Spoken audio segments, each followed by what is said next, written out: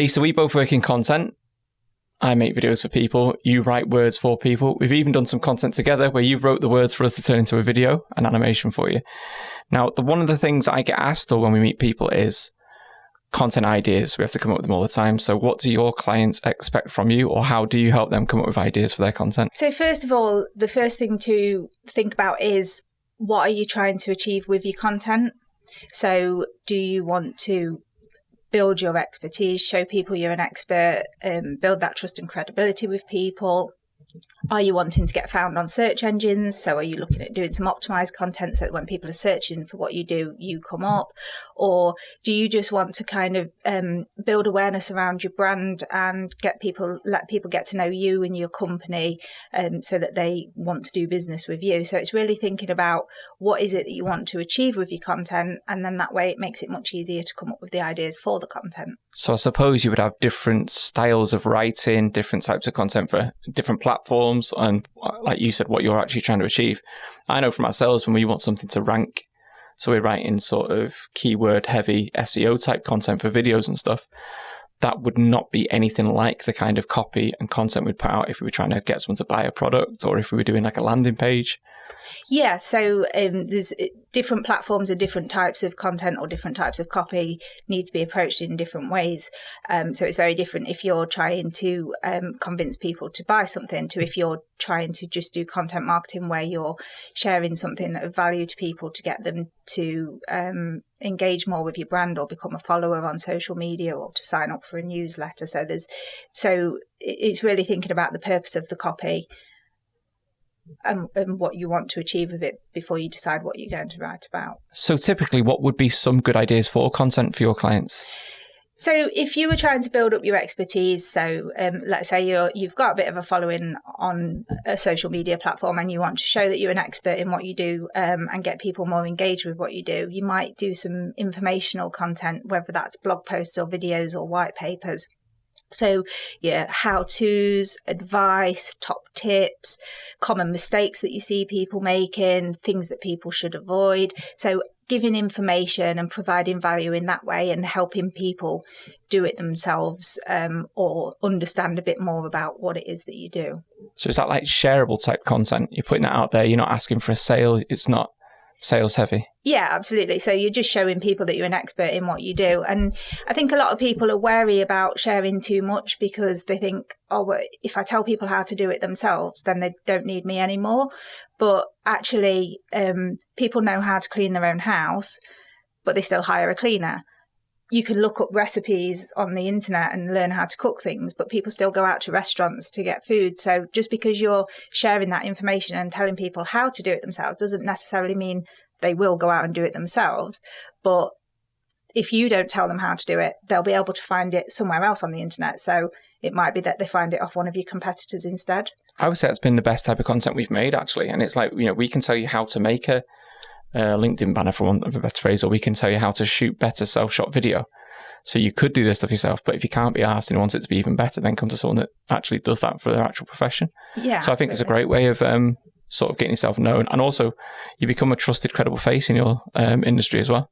Yeah, my favourite type of content to create is giving tips and advice and sharing everything that I've learned over the years with other people so that they can understand a bit more about everything that goes on behind it and see the value in what I do, but also get those tips and tricks for themselves so that they know how to do it themselves and feel a bit more confident in doing it themselves. So your second type of content?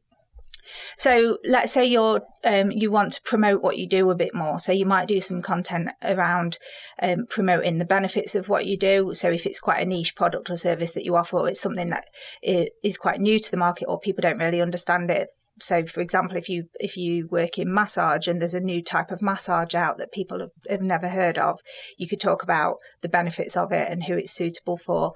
Or if you work in marketing and you want to talk about the difference between SEO and PPC for people who don't understand the difference and explain which one is better for which type of business and that kind of thing.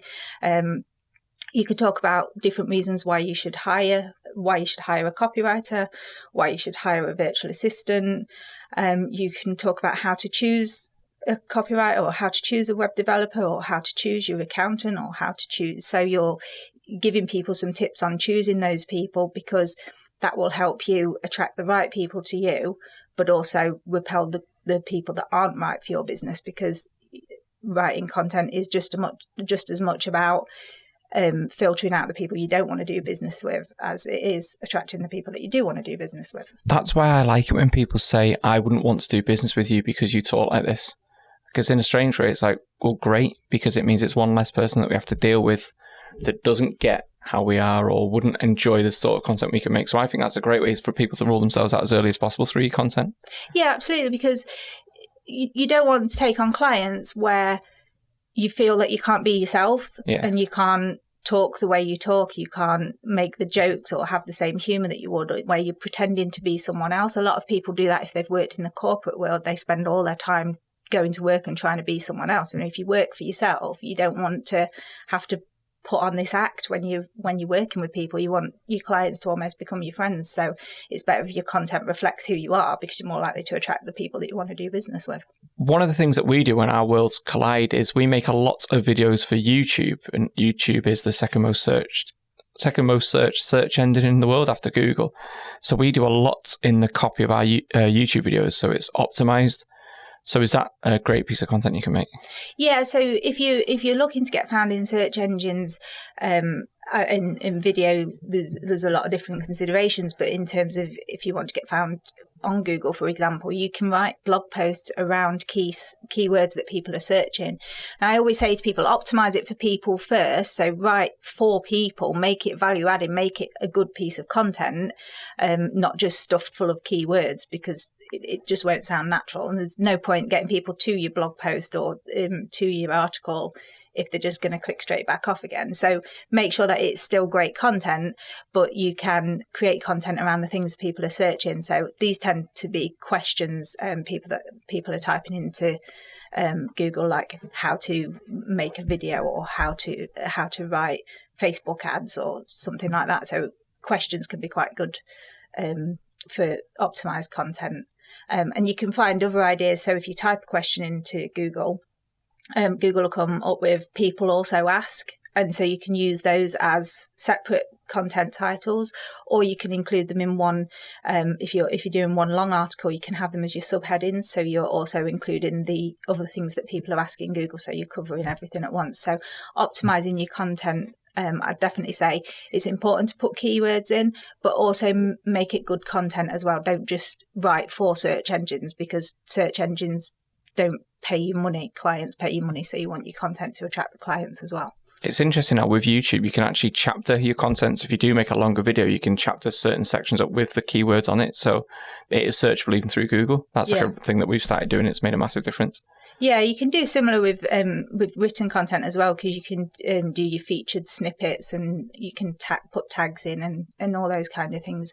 So there's a lot more you can do with it now in terms of optimizing your content. But if you're serious about doing SEO, then it's a good idea to work with an SEO strategist and plan your keywords and do proper keyword research and work out how to get the most from it. We've seen requests from clients, a huge increase in clients wanting us to do like meet the team type videos. So a little 30 seconds with this person in this job role. So do you get a lot of that type of content requests? Yeah, and it's good to do a bit of content around your company. So any charity initiatives that you're doing, events that you're going to, meet the team profiles, case studies, because it gives people a bit more insight into your company and your personality and your values and that type of thing. Meet the team profiles or day in a life of type content is good as well for employer branding. So if you're recruiting, it can be quite good to put some of those types of things out on your social media while you're recruiting, because the first thing people do when they're looking for a job is look at your website or look at your social media pages. And if they've got some meet the team profiles and stories about things that you're doing in the community, it's going to make you more attractive as an employer as well. So that type of content is great to give people an insight into your brand, but also attract the right people to your company if you're employing as well. That's helped us massively, because they kind of feel like they know you, through the content that you put out, especially our YouTube stuff and things like that. Exactly. So it's been a great way for us to recruit, not just at this business now, but a previous business that we used to work in. People would see our content and they kind of know what they're letting themselves in for. In a strange way, you're advertising yourself, aren't you, to them? It's like, so you want them to sort of know what they're letting themselves in for, kind of know the ethos, how you talk, the sort of the vibe of the office and stuff like that. I mean, I don't think you should fill your blog post just with company news, because then it would just get a bit boring. Well, it can be boring if you get it wrong. Yeah, so having a nice mixture of some informational stuff, some promotional stuff, and some company stuff is quite a good way to do it. So there's a nice mixture for everyone there. So if I'm watching this now and I'm thinking, can you give me 10 content ideas right now that I could put into practice now? I could even shoot them myself. What would they be? So whether it's video or written or social media or a long piece of content, there's 10 things you could come up with straight away. So right now, write down 2 problems that you solve. So 2 problems your clients have that you can solve if they buy your products or services. The next one is 2 frequently asked questions. So what are the questions that you're getting asked all the time, over and over again in meetings, or when you talk to people about what you do, or when you're out and about at networking events?